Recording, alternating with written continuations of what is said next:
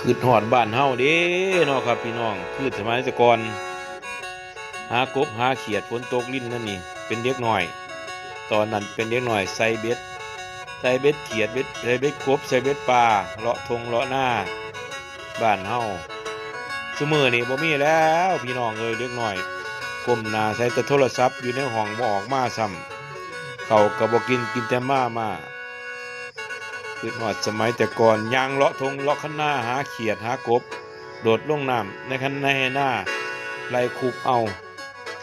จับมาปิ้งกินอีแม่ปิ้งให้เขียด2ตัวใส่ถุง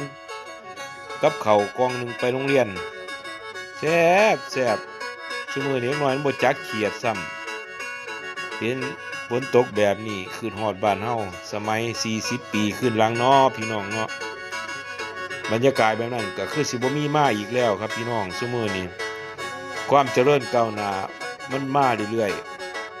ๆบ่มีแล้วไขว่ควายไถนามีแต่รถเรือหลายซุมื้อนี้บ้านใดก็มีรถ